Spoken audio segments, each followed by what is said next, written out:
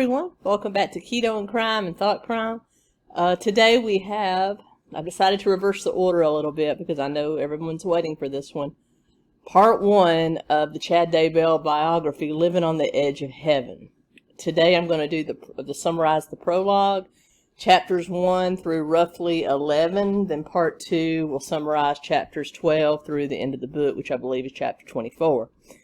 So this was going to be a much longer video than I anticipated, so therefore these will run consecutively today, which is Sunday, Monday, and then Tuesday I will have the reaction to the 𝗬𝗏𝗁 speech. So a little bit of reversal, but I think there was a whole lot more interest in this than there was the Warwick reaction. So you're going to get all three, just in a different order.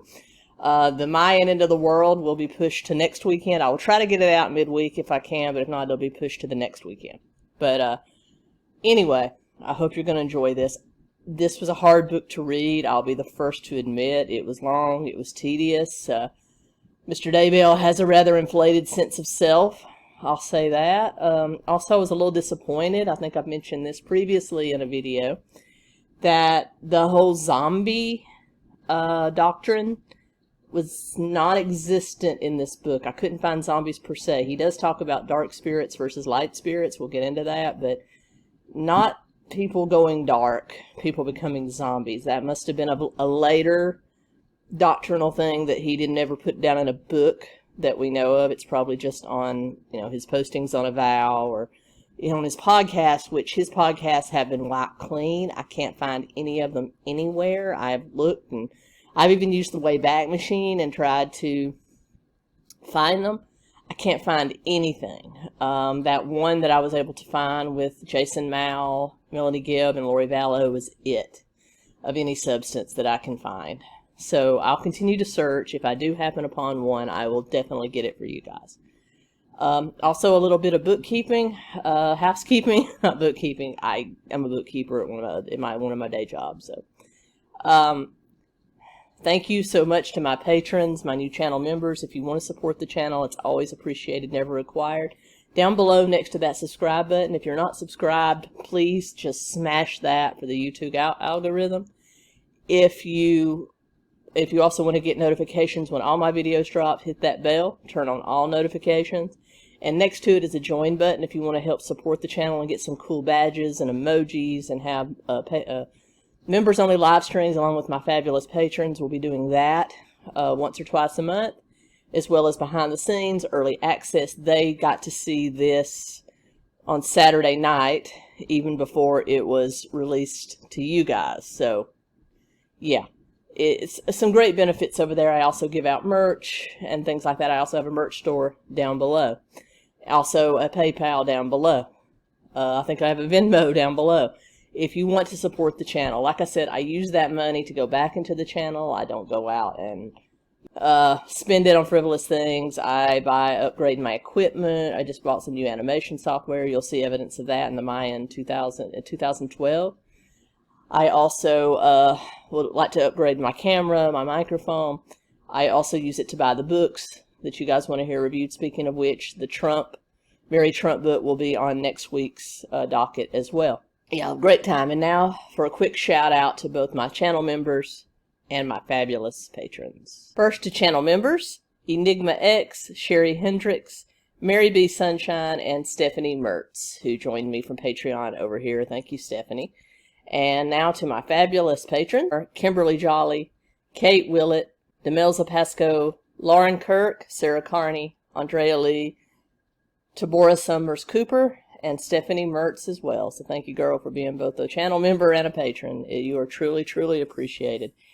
And those are the ones that help me keep the channel ticking, but it doesn't matter what. Even before I had patrons or channel members, I was still doing this because I love it and I love hanging out with you guys. So I'm never going anywhere.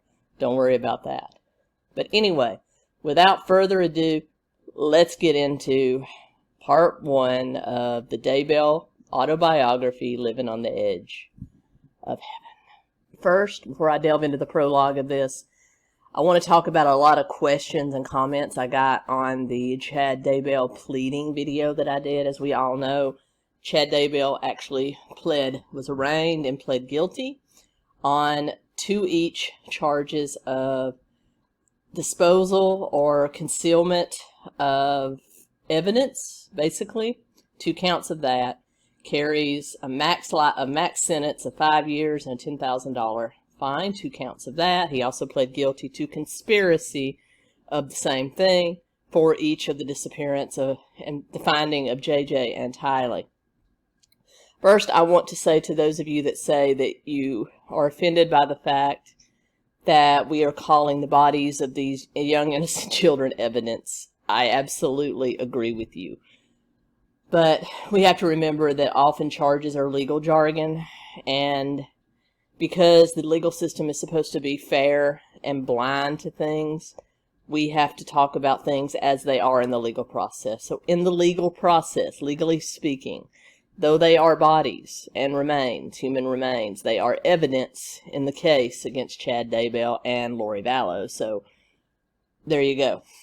I also saw a lot of comments about how he can get off so light. I don't think this is the end of the charges for either Lori or Chad. Lori is still sitting there with the same sort of charges, concealment of evidence. They've yet to file murder or manslaughter or any charges against her, just like they've yet to do it against Chad Daybell. Those charges will come.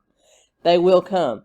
There's a reason they set both their next stages of trial, which is their actual trials for these charges, in January, because they've been plugging at this case for well over a year. We still haven't seen the evidence of Tammy Daybell's exhumation, her autopsy.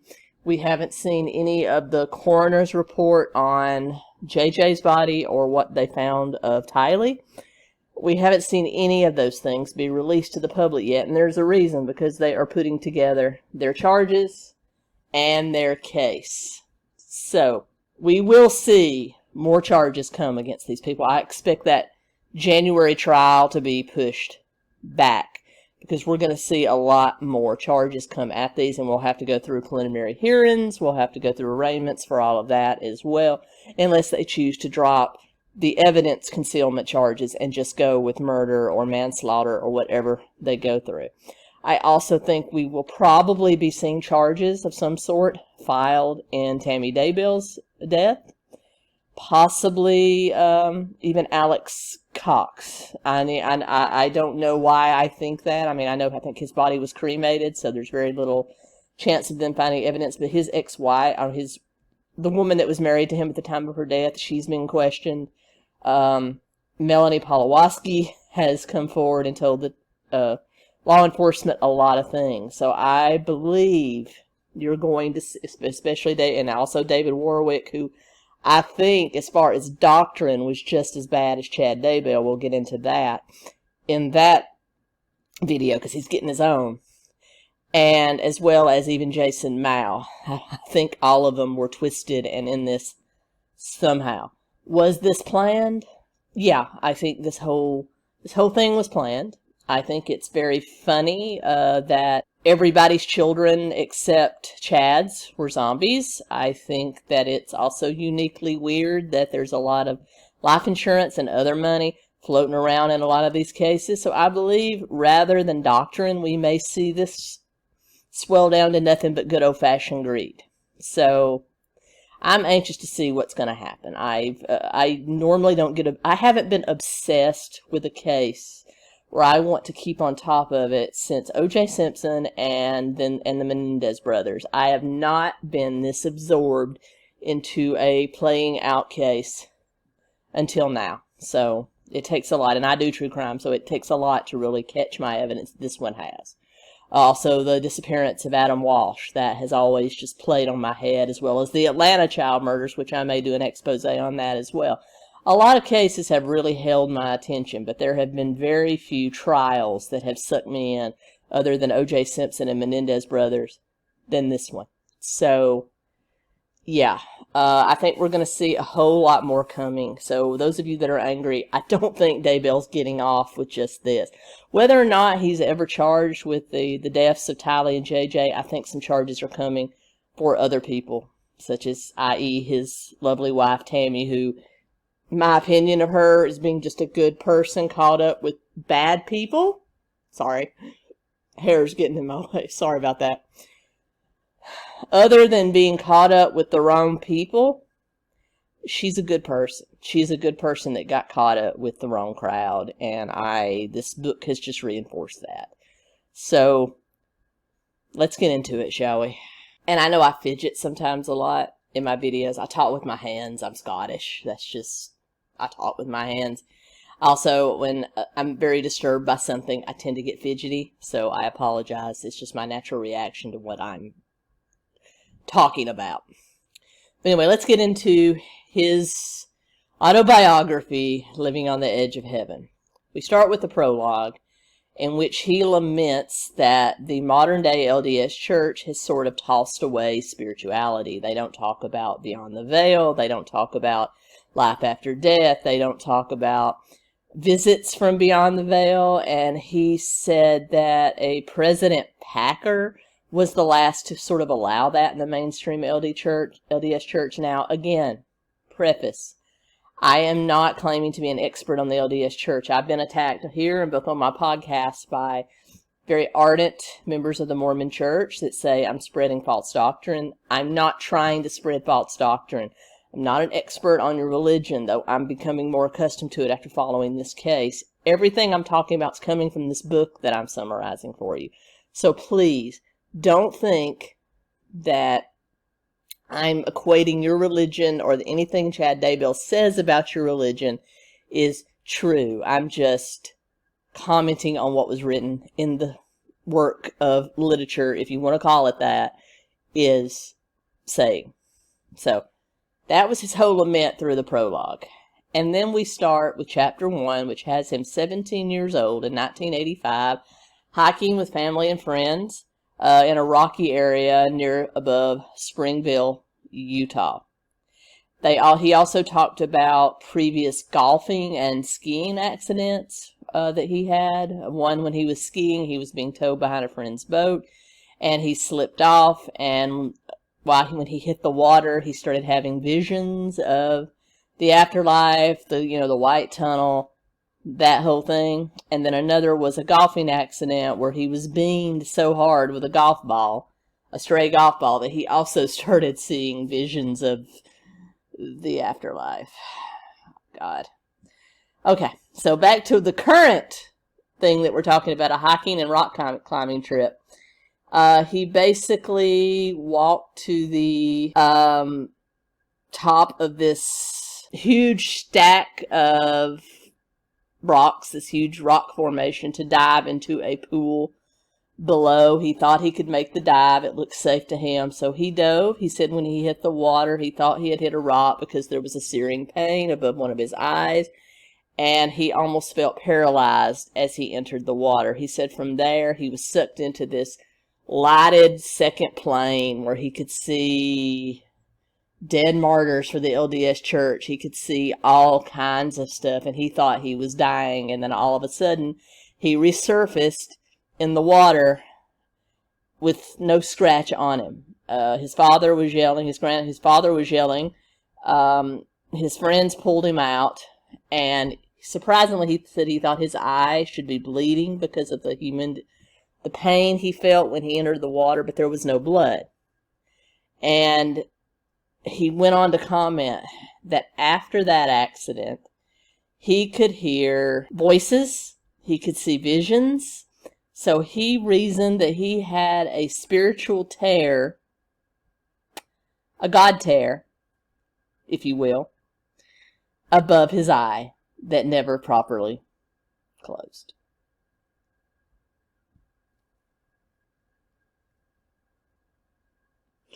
Yes, that's the mentality we're dealing with in this book.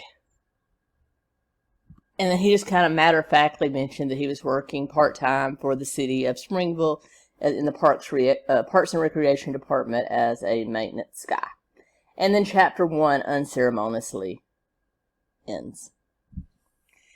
Chapter 2. End of chapter 1, beginning of chapter 2, he relates how his God tear actually tells him which women to date, not date. He said he was madly in love with several different girls during high school, and each time his godteacher would tell him that that wasn't the one. So he said it was kind of a bummer.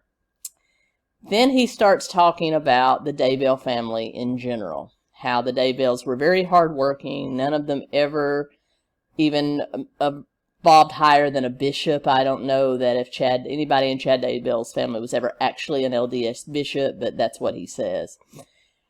He goes all the way back to England, 1840, talking about his distant relative Finity Daybell, who had spent some time in a poorhouse in England when Joseph Smith visited England in 1861. Can anyone out there that is LDS tell me if Joseph Smith ever went to England around 1860? And was attacked by a mob who didn't like his religion. And they were throwing rotten eggs at Joseph Smith, and Finity Daybell, who was out of debtor's prison by that time, basically walked into the fray and fought them off and protected Joseph Smith, who invited him to return to the New World with them and journey to Utah, where they were building their utopia. So Finity packed up his family, did just that. In 1864, he came into the port at New York. From there, made his way through Nebraska and into Utah, settling in the Heber Valley, helping to found the city or town of Charleston, Utah. Then talked about Finity's sons, George, who was killed in quite an awesome way, I have to admit, by lightning striking a pitchfork mid-swipe. That's just awesome. I don't care. I'm a horror movie aficionado, so that is awesome.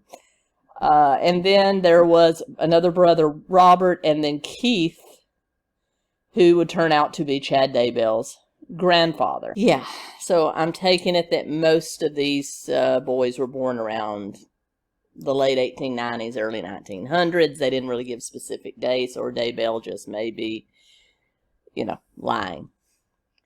But then he goes on to talk about his grandfather, Keith, who loved horses, lived in Springville, Utah, and opened a Texaco station. While he was there, he met a very lovely woman by the name of Rosalie, married her, proceeded to try to make a living as gas station owners, but then World War II hit, and with it, Keith was drafted and sent to Europe, and he was part of a fighting unit known as the Rail Splitters, a unit that did a lot of heavy fighting. He was also said to be a great marksman who saved a couple of people in battle by picking off snipers, Axis forces snipers. He was eventually moved up to platoon leader when the platoon leader that would normally lead the Rail Splitters was killed in a tank attack.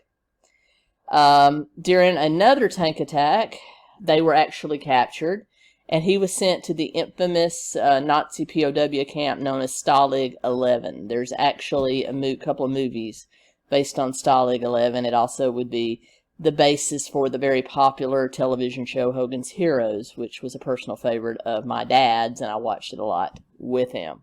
So, while in Stalag 11, they were worked almost to starvation. In 1944, when the Allies started their epic roll across Europe to finally end the war, and the Russians were coming from the east, the Nazis took what was left of the prisoners of Stalag 11 and started a forced march across Europe to get back to Berlin. And in the interim, a lot of them died. In fact, Chad related that Keith actually suffered severe frostbite from marching across the snow. They ate whatever they could because I guess the Nazis weren't feeding them. So they ate dead horses and other animals that they found to stay alive.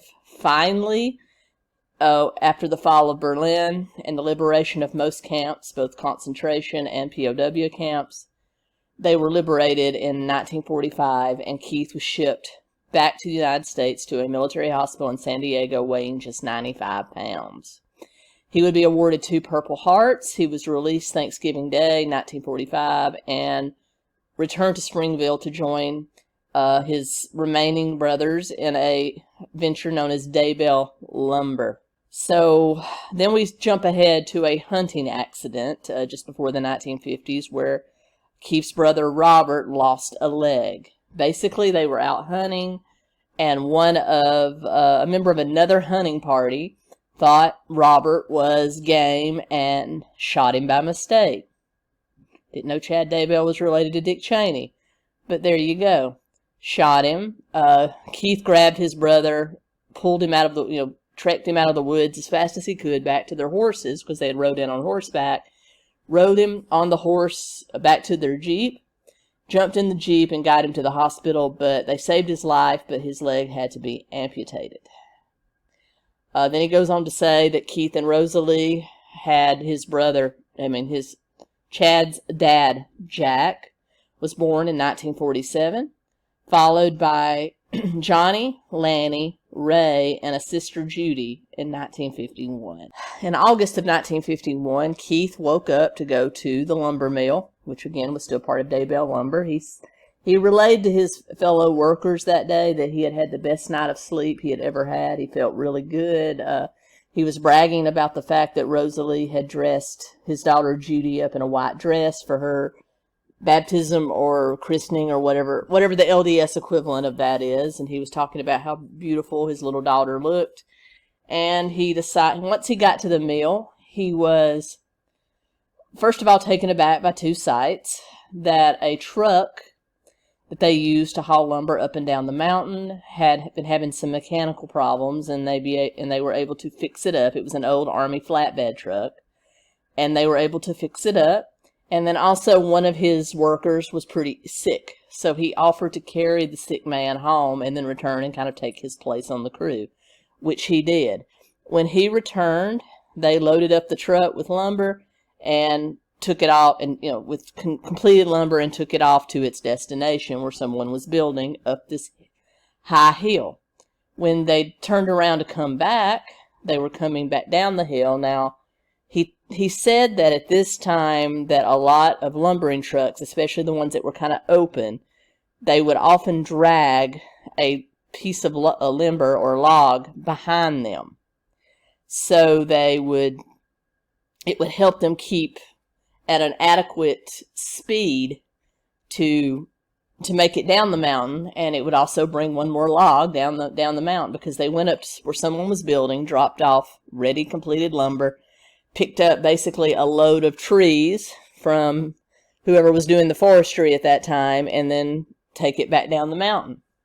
So Keith was driving, he was chatting, and they had decided to end their day early since they had gotten things done really quick, and they would go back down to the cabins where his men stayed, and they would have a barbecue to celebrate their good work day. It was about 3 p.m. in the afternoon, so they were starting back down the mountain. While coming down the mountain, they built up too much speed. While they were in kind of their speed down the mountain, Keith wasn't driving at this time. He had switched out with one of the other men. He was sitting on the passenger side, but this A-frame truck had no doors. I guess, safety regulations and OSHA really wasn't a thing in the 40s and 50s. So he was coming down, they were coming down at a huge rate of speed. They almost sideswiped a tree, and the driver was jerking it around, trying to get it back on the road, and then the drive line broke. This was the same mechanical failure it had before. It was basically, on this older truck, it was basically the line that connected the steering wheel to the rest of the steering apparatus, because remember, cars weren't always as computerized as they are now. They used to be more mechanical, and so it snapped. That you had no way to control the truck, and it started going kind of wacky, and Keith was thrown from the truck. He was okay then, but unfortunately, not only did it throw him out, they also ran him over before they could stop. And his chest was crushed. He wasn't breathing by the time his workmen were able to get the truck stopped and get to him. They did their best to revive him. It didn't work. They got him down the mountain as quick as they could to the nearest doctor, but he passed away. He was only 32 years old, according to Chad.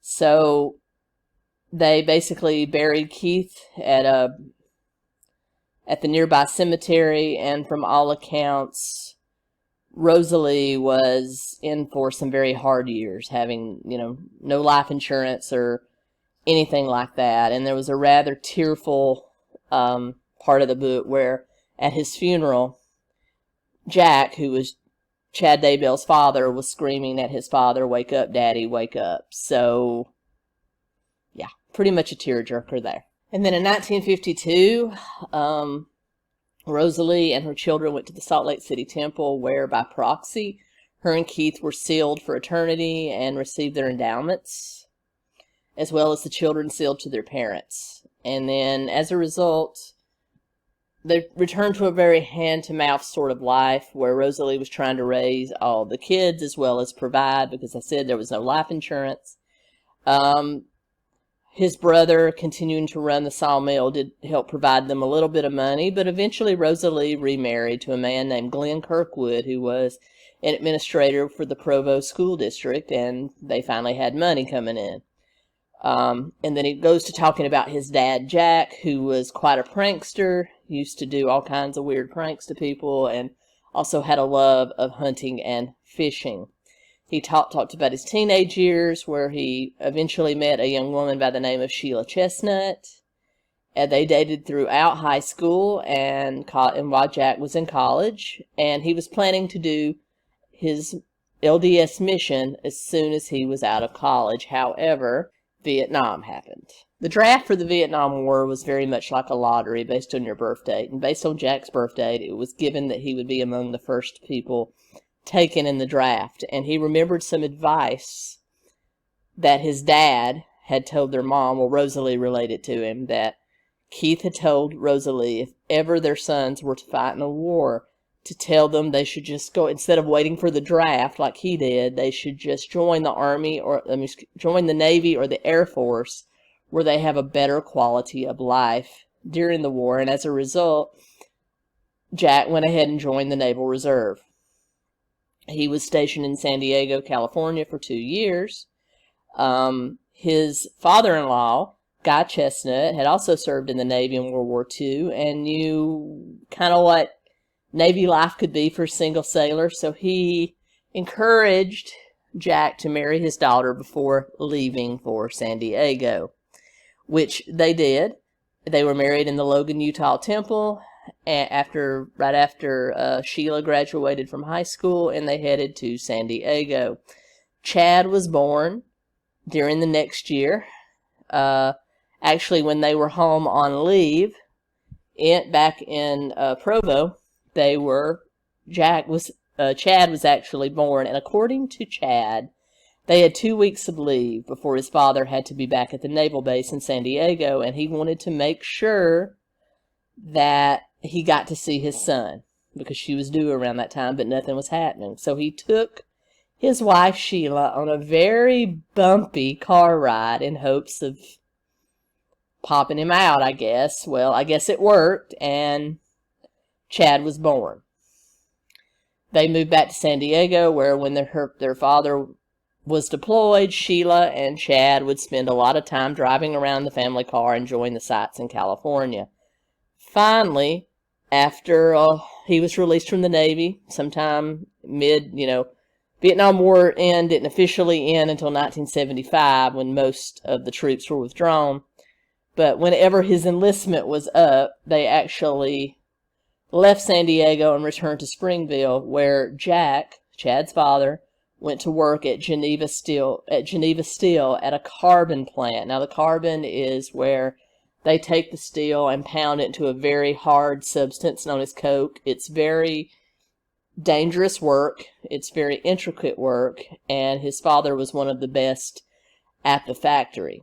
In fact, he was so good that by the time Chad was up, 10, 11 years old, his father had actually been asked by 1971 by the higher management of the Geneva coke plant to actually go to an electrical apprenticeship program at the local technical college that the company would pay for him to become an electrician, so he could fix the very valuable equipment in the plant. And so he undertook that. The problem was he had to work nights at the plant so that he could go to school during the day. So as a result, he saw very little of his children, or Sheila for that matter.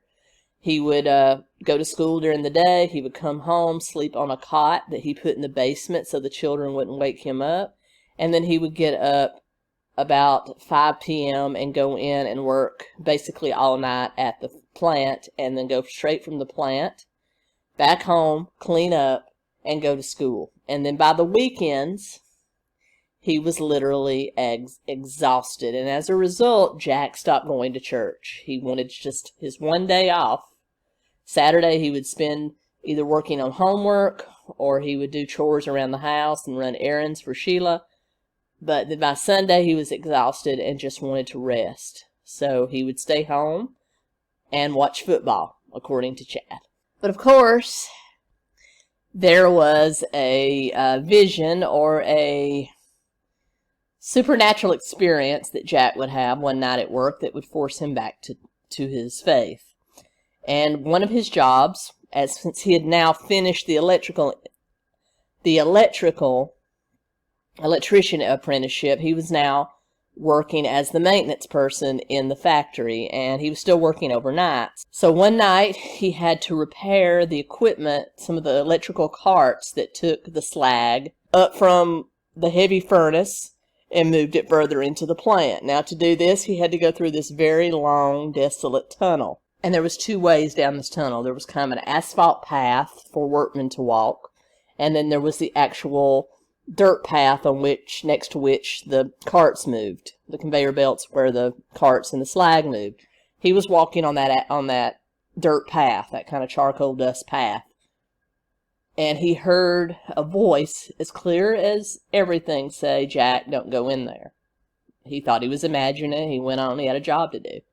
He got about a quarter of the way down tunnel. Again, "Jack, don't go in there." Still, he kept going. Finally, third time, he said he heard a voice so sharp saying, "Jack, get out of here," that he decided he better obey. So he jumped over on the asphalt path and made his way out of the tunnel as quick as he could. He said he had no more gotten out of the tunnel than a huge crash ensued, and the whole compartment, even outside the little tunnel, filled with coal dust. And after the dust cleared, he looked inside. 40 feet of the conveyor belt, suspended from the top of the factory, had collapsed and struck exactly where he had been walking on the dirt path going down to check everything. And he realized that he had indeed had his life saved by someone or something. Company investigators discovered that the large cable that had been supporting that equipment had failed. It had 30 years old. It had never been upgraded. Of course, they upgraded it immediately. Jack felt that it was his father, Keith, warning him. And he didn't quit his job, though. He basically went back to church with Rosalie and the boys, because the boys had been kind of guilting him anyway. He said Chad would often ask him, "Dad, why don't you go to church?" And Jack was feeling guilty, and then this happened. So he found his way back into the LDS church. But over the years, Jack moved up at Geneva Steel and was eventually the general manager of that coke plant. And during going back to church, he became a quorum advisor. I'm not sure what that is. It may be a Bible school teacher. I'm sure somebody from LDS, if you could let me know down below. But kind of a Bible school teacher. And according to Chad, influenced many young men and women to go the proper way. Whatever that is in Chad Daybell's impression. Anyway, let's move on to chapters 4. Actually, that was chapters 2 and 3 we just covered. We cut to Chad, now in elementary school, starting T-ball. He also talked about his first encounter with actual death when a classmate by the name of Randy Perkins was helping his brother dig a cave in the foothills above the town, and the cave collapsed on him, and he suffocated and died before his brother could pull him out.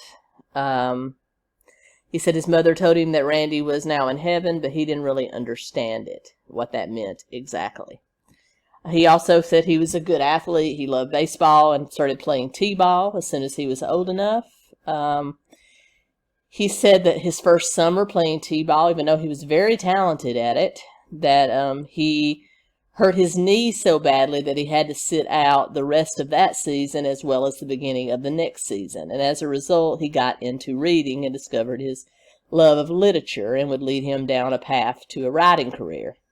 But during that time, he had an aunt that would buy him both Alfred Hitchcock books and also let him watch the movies, as well as Hardy Boys books, and Nancy Drew, I'm assuming, too.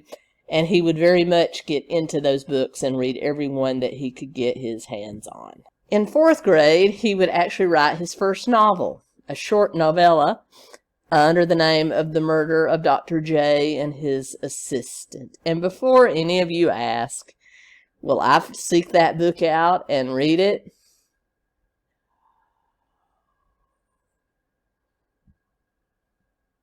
Sorry. But his teacher, a man by the name of Mr. Bushman, really liked it, had a school secretary type it up and distribute it to children's book publishers. It was published in several literary magazines and he received a commendation letter from the local school district. By now his knee has healed and he's back to Little League, now in full-on baseball, and his mother offered him a silver dollar for every home run he could hit that season, according to Chad Daybell. As a Little Leaguer, he hit 38 home runs in 10 games. Then we cut to a hunting trip with him and his brothers Paul and Matt and their father, Jack, in Genola, Utah. They were doing some pheasant hunting, and they were walking to find pheasant. He was in front. His father was just behind him. Paul and Matt were behind the father. They got to a ditch where Matt ran ahead and jumped across the ditch first. He landed on the other side, which promptly scared up some pheasant. Chad said he pulled out his gun really quickly and took aim. He said, unfortunately, he hadn't given his brother Matt enough time to duck down, and his gun was dangerously close to Matt's head. And before he could pull the trigger, he heard his dad scream, "No, Matt, no." And then he pulled the trigger. But luckily, the gun did not go off. And so Jack and them prayed and thanked God for a miracle that had just saved Matt's life. According to Chad, he was bullied through 8th grade because he was only 5 feet tall. One day while an 8th grader, he was out in a local park, and he noticed a field of flowers. Where he walked out, he saw several honeybees or bumblebees just buzzing about, and he just sort of started to kill them. He said he walked around and he stepped on one bee and then started chasing other bees. And in about a half hour, he said he must have killed over 100 bees, about 120 bees. And then he went after another one, and then he heard a voice sharp as day scream, "Hey, stop it, leave them alone." He said he jumped and looked around but didn't see anyone. And he realized that maybe it was a voice from the other side telling him to quit killing God's innocent creatures. Where was that voice when he was killing JJ and Tylee? Allegedly. Then springs ahead where he had finally started reading the Book of Mormon. He said when he finished reading it, he knew he wanted the same sign of spiritual confirmation that the prophet Moroni had talked about at the end of the book. He said he knew that Joseph Smith had prayed in a grove of trees, so he went into the field behind their house and found some tall grass and prayed for a while, but didn't really get anything from it. And then he went out during a rainstorm and kneeled in the mud and prayed for 20 minutes, but nothing. Then he talks about going to his first general conference, where evidently he got some spiritual awakening while praying. And then another gathering where his grandma Rosalie was in attendance. And he ended up sitting next to her. And then there was a vacant chair against the wall next to Rosalie, and she wouldn't let anybody else sit in it. And then she said she reached out and touched Chad and said, "Your grandfather Keith is sitting next to me." He said, looked at the chair, he didn't see anything, but his grandmother was so insistent that her late husband was sitting there. Then we skip ahead a few years to Chad's teenage years, where he's talking about a young man by the name of Milt that he met that had polio. And Milt's sister wanted somebody to kind of work as a caretaker for Milt. So from the ages of 14 to 17, Chad would go over to Milt's house, help him get out of bed, brush his teeth, get dressed in the morning, and also go over at night and help him get back to bed. He would spend about an hour time there each time, and the sister would pay Chad $1 a day.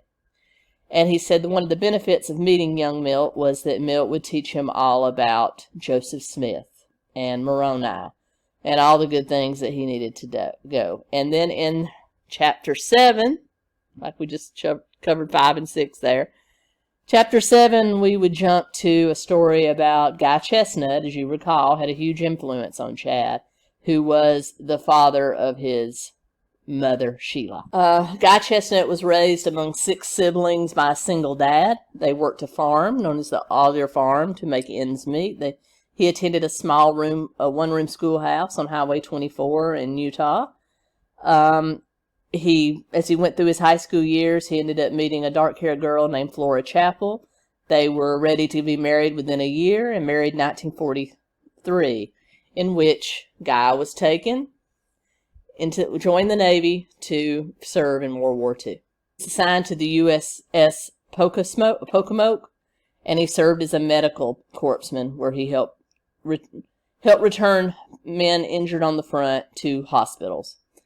He traveled throughout the South Pacific, mainly serving the Pacific Front, and participated in the Medical Corps in every major military campaign there. So Guy saw some stuff. Guy, I admire you. You saw some stuff. After returning to Utah in the late 1940s, Guy and Flora went to the Manti Temple to attend services and see about being sealed. And it was there that Guy had his vision that would go on to influence Chad Daybell so much.